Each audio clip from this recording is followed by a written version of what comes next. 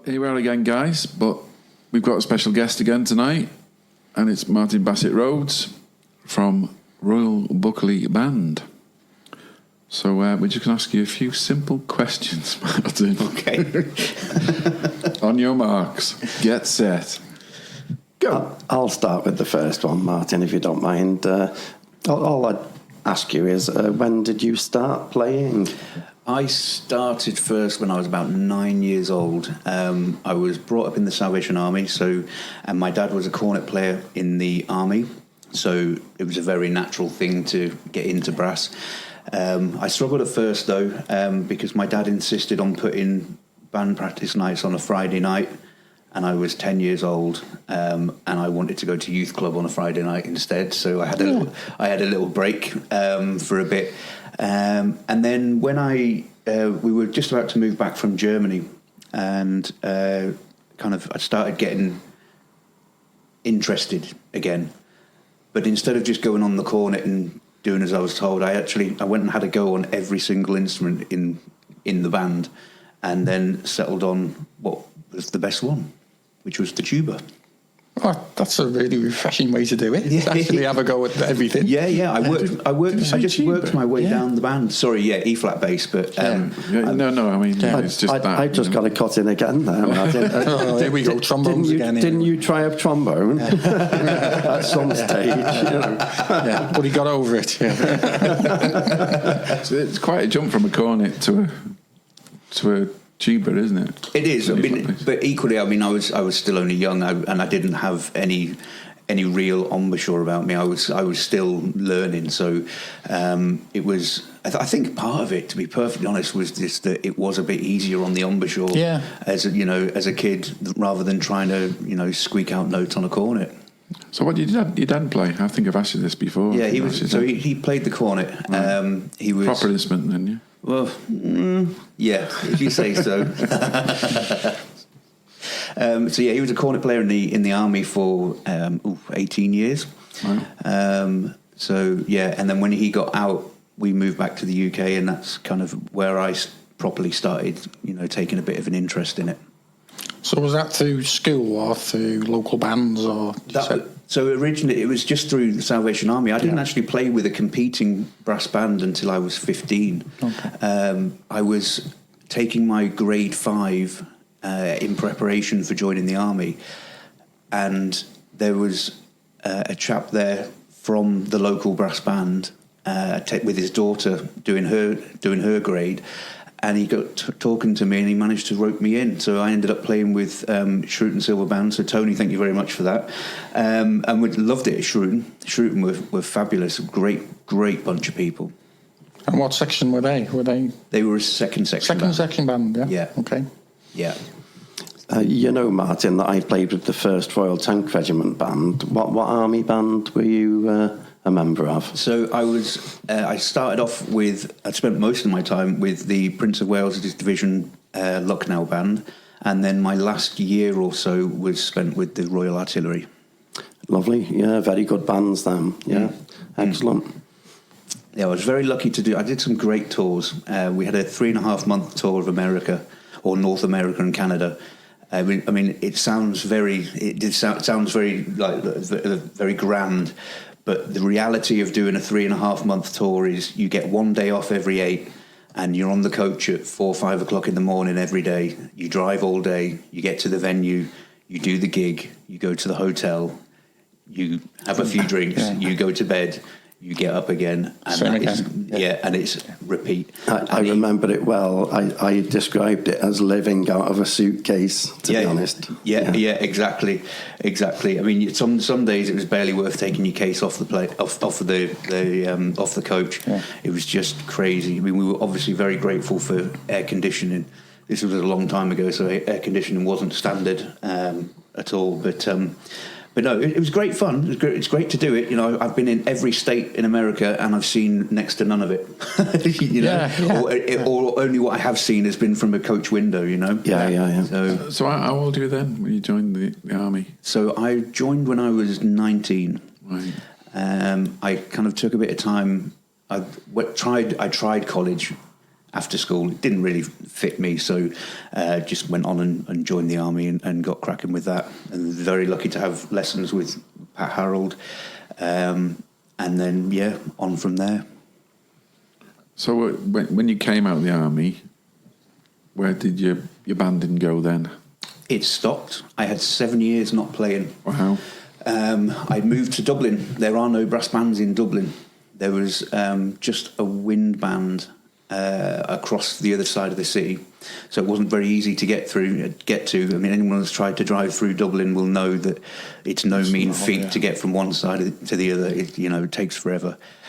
So I played one contest with them, and then due to politics, I stopped going, essentially. Politics? Yeah. Apparently, politics? Even in wind bands, you get politics. Well, I never. Yeah. Who'd have thought?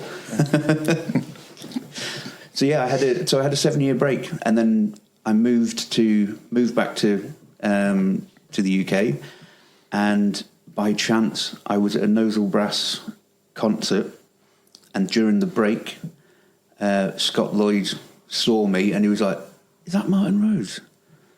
I was like, "Yeah," and he's like, "All right." So we hadn't seen him for years, and Just known you from your army days. yeah, exactly. Army being the army, you just pick up with the last conversation you were having, and we were chatting away, and then within about 2 minutes, Scott said to me, "So you're going to come to my band then?"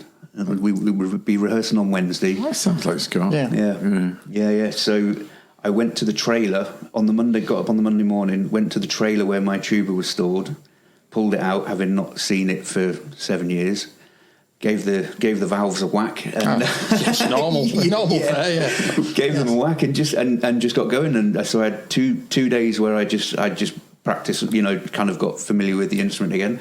And then, I was lucky enough on that first day, I just had a free lip. I could play everything, it was like I'd never put the thing down. Honeymoon lip, isn't it? Oh, totally, yeah. We love a bit of free lip. Love it. And it kind of lasted for a good while, to be fair, because I was, it's all about how many hours you put in, with each practice. So I was putting the time in with practice, and I managed to maintain the level for most of the time. So was that with Buckley then? That was with Buckley, yeah. Your first stint with Buckley, wasn't it? Yeah. Right. That was, what year are we now? Oh, God, yeah. 2025. Got to be 12 years ago, I think. Yeah. 11, 12 years ago, something like that. Wow. So then after that, what's the, progression to today, really? So over the course of about a year, well, it's shorter than that, really. I think there was about a 2-month period of a run into the areas the year after that I started playing again with Buckley, and I started knocking over A's in the middle of the stave. Okay. And I mean consistently, every single A, I was knocking it over. So I went crazy with practicing, trying to fix it, because there's nothing worse than knowing. Yeah, exactly. But, and then it gets in your head, obviously, and you see an A on the paper, and you kind of shut your eyes and hope for the best. And do you know what I mean? So I worked and tried to fix it, but it was kind of still there. I managed to survive the actual contest without knocking too many over and what have you. Woke up the next day, I couldn't play a note. Wow. Just literally gone. Yeah. And it was as if the instrument was just completely alien to me. I'd never, as if I'd never picked it up. Really, really weird. So was your embouchure that went then? Yeah, I had an embouchure failure. There is a proper medical name for it, but it's got too many syllables for me. Too many A's. Yeah, I think you could have made something up there, big long name. I'm sure one of your listeners would have pulled me up for it. Yeah. You didn't pick up on that then, guys? No. Too many A's. Too many A's in it. Sorry. So and then because when I met you, I think you were just going off playing bass, weren't you? You stopped playing it, and then you went over to the dark side, didn't you? Yeah. So when it all crashed, nobody around me, and I certainly didn't know what to do. So I had a crack at playing B flat bass. to see whether a bigger, more relaxed mouthpiece would help, and still nothing. It genuinely, imagine listening to a child the first time they pick up a brass instrument. That's what it was like. And I would, and for me, I'd done it for my living for 8 years. Do you know what I mean? It was a tough pill to swallow, that one. So then I tried baritone for a little bit, and it just didn't quite stick. And then there was a piece, the Hark and the Good we were playing, I think, and there was a call for like extra percussionists. Yeah. So, like I say, my chops weren't working properly anyway, so I said I'd have a go. Now, I'm lucky enough, I'd had a little bit of a stint on percussion in the army, so I'd picked up a few tips and tricks along the way. And then that was it. I was shed builder. I was a shed builder for all the years after that, until maybe 18 months ago, 2 years ago. I had another crack at tuba, and it just didn't work. Yeah. I've tried everything. I've had hypnotherapy. I've tried everything to try and get past it, because it's psychological for me. Right. For me, it's psychological. I couldn't relax the muscles in my face and then hold the right muscles to form the embouchure.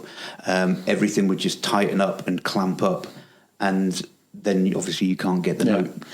And it's weird because it's autopilot, isn't it? When it works. Oh yeah, you don't think about it, do you? It just happens. Yeah, and that's the heartbreaking thing, that I had days when I picked it up and it was amazing. I could play everything. I was back to what I know I could be. And then you'd have another day where you pick it up, and I mean, I've been having regular lessons with Colin Sneed, and some of my lessons, we'd spend an hour just trying to get me to play a C, just a bottom C, and strike it well. Do you know what I mean? Yes. And I just couldn't get any of it. So we'd spend an hour trying to play one note. You can't progress, And I always said to him, I want to get to the point. See, I've always had a love of studies. I know some people find them boring or what have you. They're not. You can get so much done with a study. I love studies. What's he talking about? Well, we've all, especially in the army, Martin, practice, with having a professor, giving you weekly lessons, there's going to be some book there, isn't there, that you're going to be following. And, it is great for your playing, really. And it just forces you into playing things that you're going to see on the page somewhere else. You can practice a test piece and only practice the test piece, but I was always taught, find the bit that you can't play, then find a study that hammers that. If you're struggling with a particular key signature, find a study. Page. Exactly. Find a study that is in that key signature and work that study. Then you just get used to working within that key. Then go back to the test piece, and you know what I mean. It just falls under the fingers a bit easier. So I know how gutted you were when you finally gave up with the old E flat bass. Heartbroken. And we all saw what you're going through there, and then now you're on.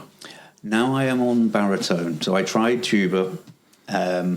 It just wasn't working, like I said, and we at Buckley we were suddenly in need of a second baritone.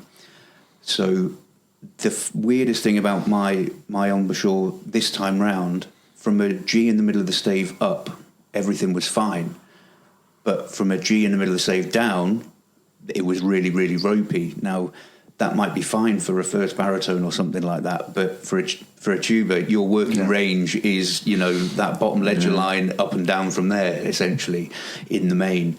So I actually approached the boss, and I asked him whether he fancied giving me a crack on second baritone, just to see if it worked. Okay.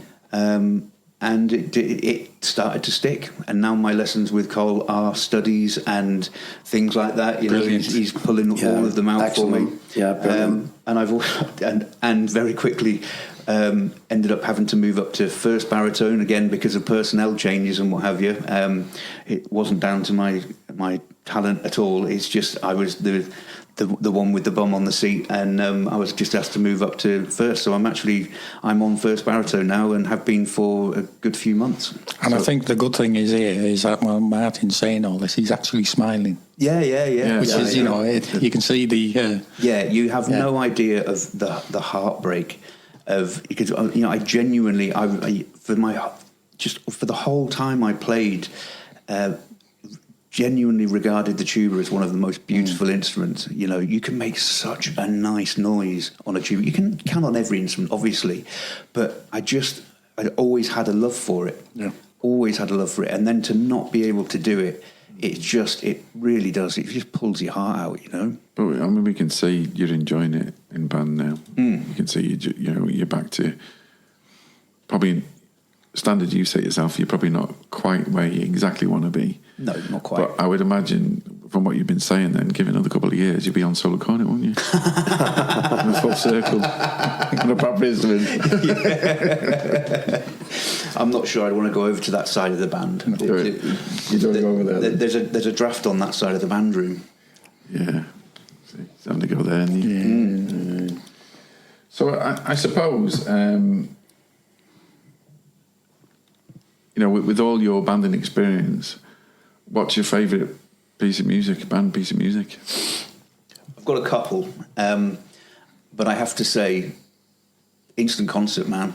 Really? 3.5 minutes of fun, genuinely. Really? And the thing that actually kind of bugs me a little bit, it's regarded as a throwaway piece. And it is a throw. It is and it isn't. But it's a fun piece, and if you actually play it well, it's a really good piece of music, you know. And like I say, it's just 3.5 minutes of fun. To talk about a more serious one, Light Cavalry. I love Light Cavalry. Yeah, really great piece of music. Good. I thought you were going to say Hootenanny then. No, although I do like that one as well. Well, yeah, I mean, Light Cavalry. What can you say? Brilliant.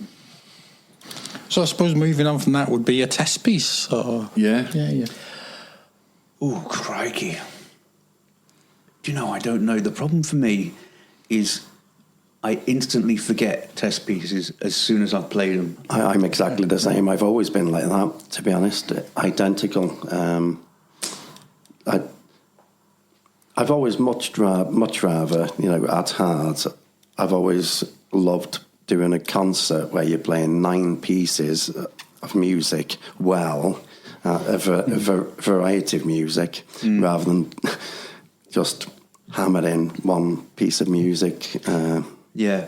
But see, it's funny, we had a discussion about that a couple of years ago, because we had a year where we were really heavy on contests and we barely did a concert. So within the committee, we kind of discussed it. So we actually put it out to the band and said, what do you guys want to do? Do you want to do concerts or do you want to do contests? And it actually came back contest heavy, but people want contests, but they want concerts as well. So what we did last year was we actually cut down on the number of contests we went to, and we made sure we put on 4 or 5 good concerts. Yeah, exactly. Because you're dead right, Doug. It can be hard. I mean, if you spend months, you know, just hammering one piece of music, and you know, and you sit there, and if especially if you know other sections parts are harder, and you've got yours sorted, but then you're sat waiting for another section because they all, it makes band tough because you're sat waiting or what have you, or it's just you know you're going to be playing the same thing over and over. That's it. Well, we've just had that at the area, really. The cornets had a hell of a lot more to play. It was a lot harder, you know, and you didn't have the much. poor trombone section, you know. Fair dues to Keith, he did his best by getting other music out as well to keep the trombones happy. And he did. But like I say, I'd always prefer to play a variety of music, but play it well to, you know, a competition standard, if you like. You know, you've got to try and play every piece to the best of your ability. But to just hammer one piece, I've never really enjoyed that. It's a one-off, isn't it? It's a different atmosphere, isn't it? It's like playing it for like a 15-minute performance on stage against other bands who were probably playing the same test piece. Yeah. And I know we were in Ifton together, weren't we? And we did that year. Was it 12 or 13 contests we did in a year? Something like that, yeah. And it was hard going, but it was equally, it was quite rewarding as well because we did really well. Yeah.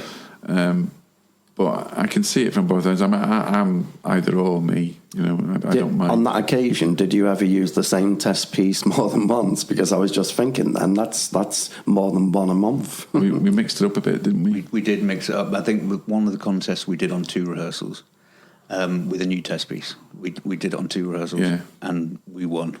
Well, fair play. There was one we did, wasn't there, where the Euphonium player that week got ill, didn't he? And we had to swap players around. The day before, we went down to... Was it Buxton? I think it was Buxton. Was it the area? 1 year? It could have been the area as well. Oh, it might have been the area, yeah. And so then that was the night before. So the day of the contest, we had to switch the personnel around, put people on different instruments. So I think in total about 3 people went on stage sight reading. Yeah. You know. I think we qualified as well, didn't we? That one. Yes, we did, yeah. Yeah, so, I mean, I'm with you. You can't beat a good concert, especially if it's well attended. And that's the challenge for all bands, isn't it, nowadays? Exactly. And it's something I've tried to suggest along the way is to have a concert close to a contest so that you're forced into variety. So, you know, in the lead up to our areas between January and March, you're obviously going to be test piece heavy. But if you throw a St David's Day concert in there as well, you have to give time to other music, which keeps your brain going as well. You know, it's the same as when you come back off Christmas and you've just been playing carols all the time. Your brain gets like stodgy with reading and what have you. So you've got to keep that ticking over, you know. Good. I suppose one for when we were saying about all the concerts and the tours you've done and things and contests and things, one of the questions we usually ask people is a contest venue or a concert venue and whether you've got an outstanding one, a favourite one, or I think most people have come up with a big long list of places they don't like to play or don't like the acoustics or don't like the whole setup, but if there's any memorable ones that you've had over the years. The most memorable experience is actually it's one from the army when we were in America. We were in Denver, and so the gig we were doing was a marching band gig with the Black Watch pipes and drums, and everywhere you go, because everyone in America is partly Scottish or partly Irish. Do you know what I mean? Yes. So they were there for the pipes and drums. I had one lady come up to me because I used to wear a bib because I was a tuba player, protect my instrument from the buttons.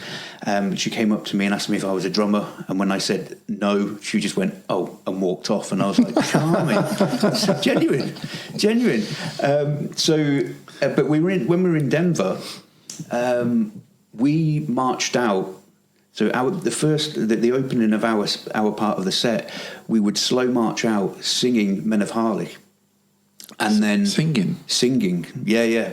So because we were the Prince of Wales division, we represented part of the division were 2 Welsh regiments. So we had a male voice. The band doubled up as a male voice choir. Mm. So we marched on in slow time, singing Men of Harley, and then get to the end of the verse, broke into quick time, and then you do the marching display in quick time, mostly in quick time.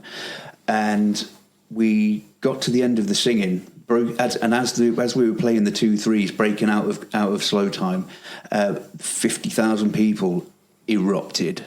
Absolutely erupted on the, in the way that only Americans can, Wow. And you literally saw the band grow 6 inches and just be like, all right, they're here for us, because everywhere you went, it was all Black Watch. So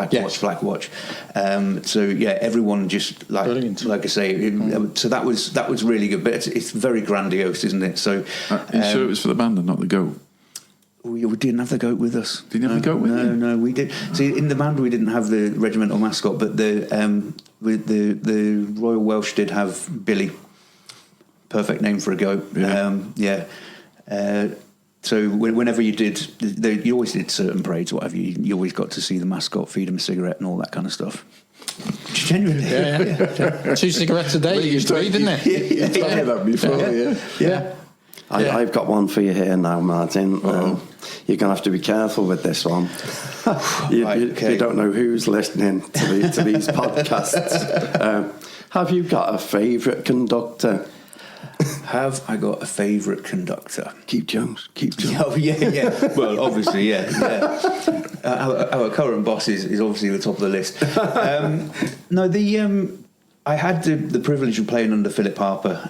He came when I was with Shrewton. He came and conducted a workshop weekend in preparation for an Areas.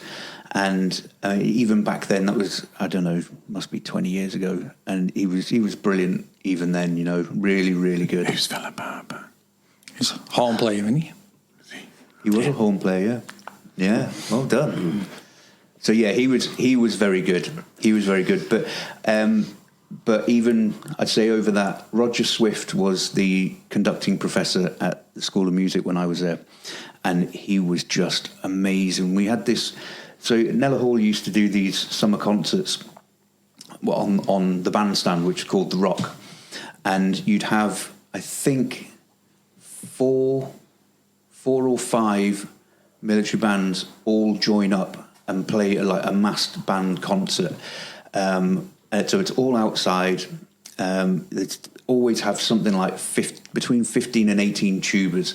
So if you can imagine that and then fill the rest of the band up in front of it, it's phenomenal. And it's hard work. You sat outside, rehearse all day, all the day before, all the day of it, and then you do the actual concert in the evening.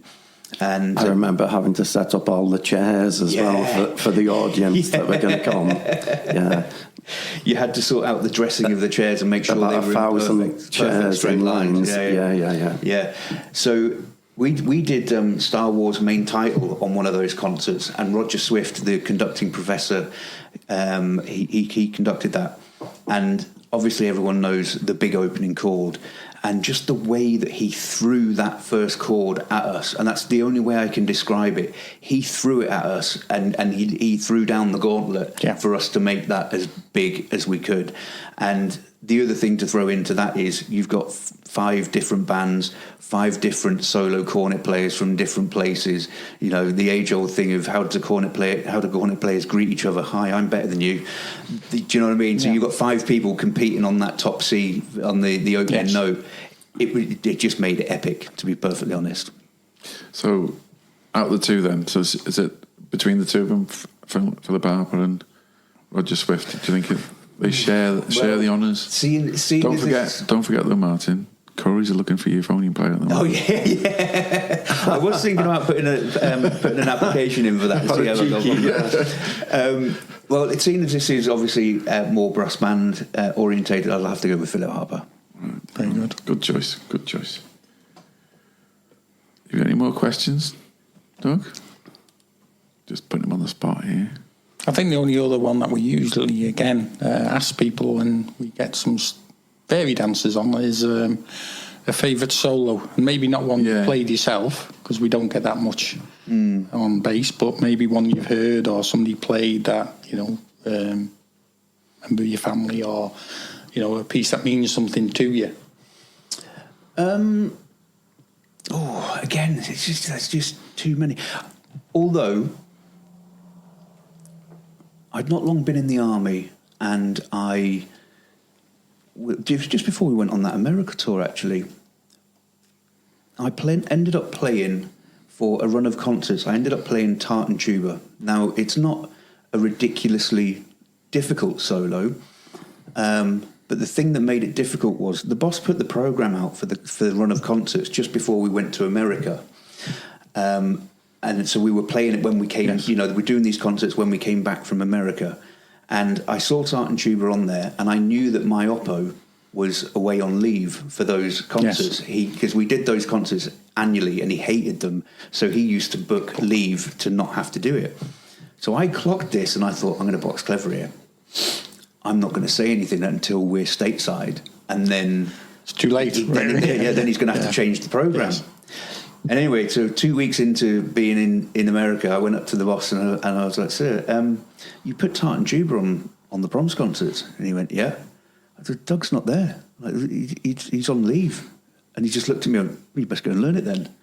And I was like, well, no music, no nothing. I had to go up to Doug before each gig and just get him to teach me a few bars at a time. Yeah.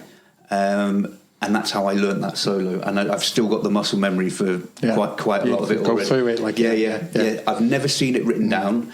When it came to the actual concert, I hadn't actually ever played it with the band. Yeah. And then on top of that, you have to do all of the funnies of walking around playing it without music. You've got to walk around. You've got to try and be funny. Yes. All of that kind of stuff. That was my first solo in my army career. So that kind of sticks with me a little bit. Fairly memorable to have to do all that. Having to learn it on tour was tough going. In a kilt as well, yeah. Oh yeah, obviously, yeah. Well, that brings us to our last three questions, really. So we'll all ask you one. I'll go first then. Who's your banding hero? Okay. See, I've had a shift with this, obviously, with me moving around instruments and what have you.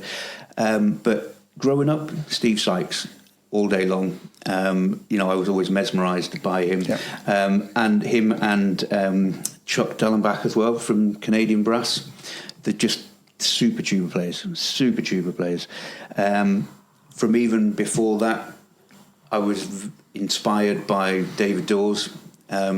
Obviously, growing up in Salvation Army, went to a lot of events. What have you. I remember watching him playing a solo at the Albert Hall, and he's playing this long semi-quaver passage, and he wasn't breathing anywhere. And I started looking closer, and I was like, his stomach's coming out, and he's still blowing. So that's when I kind of heard about circular breathing and what have you. And I thought, that's got to be something that I've got to get into. And so I taught myself, once I got into the army, I taught myself circular breathing for exactly that reason, because I saw David Dawes do it. And now that I'm on baritone, Katrina Marzella is just, she's phenomenal. Yeah. And the things that she's done for the instrument, it just, it's incredible, absolutely incredible. Not one hero, I'm afraid. You got four. No, you got four there. Nothing wrong with that. Yeah, I think you've done well getting down to four, to be honest, with the number of. So the next one is, put you on the spot here. If you could join any band at any time in their history, who would it be? Buckley Band now. Good answer. Correct answer. Excellent answer. I like that. I don't know. When I was growing up, it was all Dyke were everything. Black Dyke were everything. So kind of like the mid-90s, maybe that would have been good. And I would have loved to have been Jim Shepard's Versatile Brass. He's just, I know he's your hero. Actually, he can go on the list as well for me, to be honest. But yeah, I grew up, every car journey, my dad had a tape. A cassette tape. I am that old. Same here. Yeah. It'd be Colin Aspinall. Yeah. But he had a Jim Shepard tape, and it's all we listened to on every journey. They had a superb arrangement of Carnival of Venice, where the tuba player took the triple tonguing section, and it's just incredible. It was all note perfect, wasn't it? Well, the final question, Martin. How would you describe brass banding in 3 words? Okay, I've heard, obviously, I'm an avid listener, so I've heard various answers to this one. I have to say, something that has been mentioned by others, and I think proven with some of the other stuff that you've done, community. That's the first one. It's all about, we talk about, certainly in Buckley, and I'm sure it's the same everywhere, we talk about our band family, and it is everything, that is the core behind it. friendship would be another word, I suppose, that goes further than just the community side of it. And fun.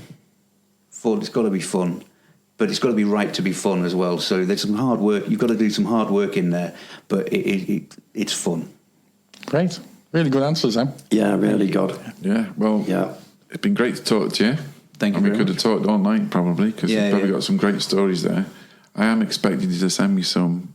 For my redemption section, I'm still waiting for those emails to come rushing in. And I know, Mr. Rhodes, you've told me lots of stories re your banding, so I expect a few emails in the future.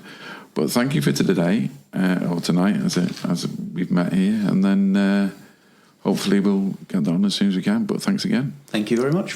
Thank you, Martin.